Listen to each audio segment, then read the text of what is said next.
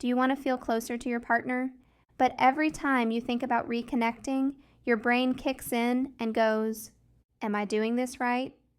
Is this going to be awkward? What if they don't respond the way I hope?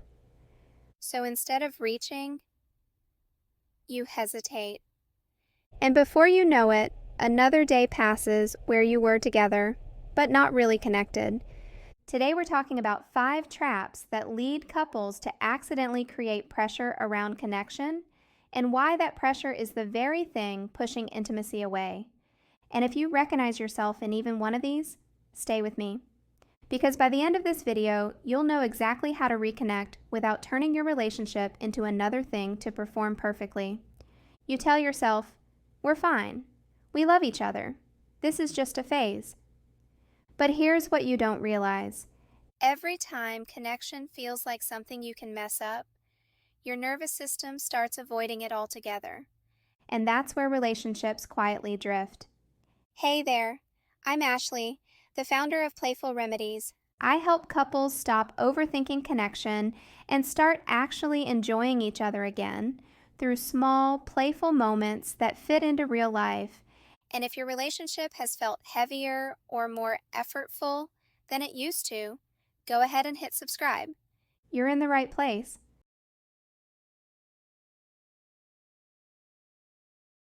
Trap number 1, you're trying to do connection correctly. Here's what this looks like. You think connection has to be deep, or meaningful, or perfectly timed. So when you only have 5 minutes, you do nothing. When you're tired, you wait for another day. When the moment isn't special enough, you skip it.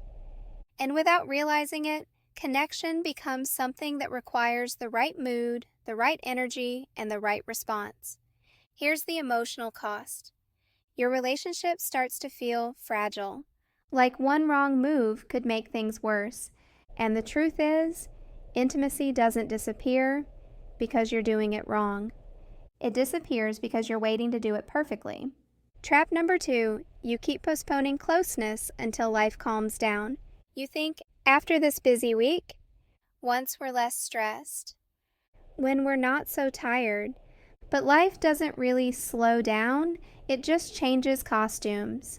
So connection keeps getting rescheduled, and over time, your partner stops feeling like a place you land and starts feeling like something you'll get back to later. The deeper pattern here is this. Your nervous system learns that connection is optional, not essential. And when that happens, closeness starts to feel unfamiliar instead of natural. Trap number 3, and this one hits hard for a lot of couples. You stop reaching in small ways because you're afraid of how it will be received. You don't touch because you don't want to be brushed off. You don't initiate because you don't want it to feel one-sided. You don't flirt because you're not sure they're in the mood. So instead, you stay neutral.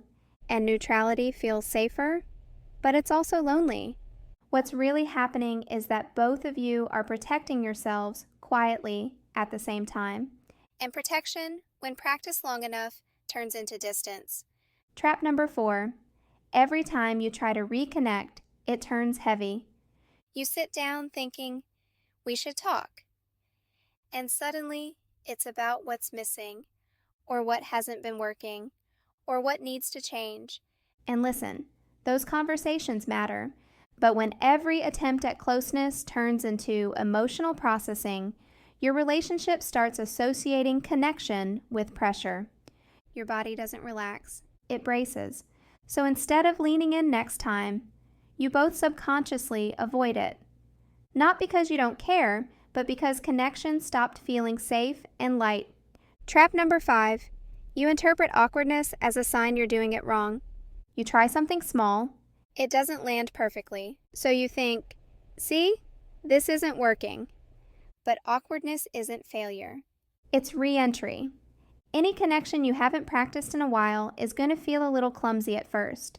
And when couples quit at the awkward stage, intimacy never gets the chance to warm back up. Here's the part most couples never hear. You didn't lose connection because you stopped loving each other. You lost ease. Connection started to feel loaded. evaluated, high stakes, and your nervous system responded by pulling back. That's why forcing intimacy hasn't worked, and why trying harder only makes it feel worse. Because closeness doesn't grow under pressure. It grows under safety. Think about couples who still feel close after years together. They're not smoother, they're not more romantic, they're just less performative. They don't wait for perfect moments. They don't panic when things feel a little awkward. They allow connection to be messy, light, and human. Meanwhile, most struggling couples are trying to do intimacy right and unintentionally squeezing the life out of it. Here's your quick win. Do this today. At some point today, sit near your partner and say this one sentence. Hey babe, no pressure. I just wanted to be close to you for a minute. No fixing, no outcome, no expectation, just presence. That single sentence removes performance and invites safety. Now I know what some of you are thinking. These are small things. And you're right, they are. But here's what happens when small moments keep getting skipped. You start feeling lonely while still together. You stop reaching because it feels risky. And one day, you realize you've been protecting yourselves from each other instead of choosing each other. Not because the love died, but because safety did. So let's recap. The 5 ways couples create pressure around connection are overthinking how connection should look, waiting for the right time, avoiding small reaches, turning closeness into heavy talks, giving up when it feels awkward, and if none of that changes, connection doesn't magically come back. But if even one thing shifts, everything can. The good news, this is fixable, and it doesn't require deep talks, perfect timing, or emotional overhauls. It requires lighter moments, practiced often. If you want help with that, I created something just for you. Daily Love Sparks delivers one tiny playful connection prompt to your inbox every day, completely free. You can sign up at playfulremedies.com, and if any of this sounded familiar, here's what I invite you to do next. Tap that subscribe button to keep building awareness together. Comment which of the 5 traps mentioned here that you think is the most common for most couples or in your own relationship. And send this to your partner if it feels like a good opening, because now that you see this pattern, you can't unsee it. And awareness is where reconnection begins. Alrighty, you can do this. And I look forward to seeing you in the next video.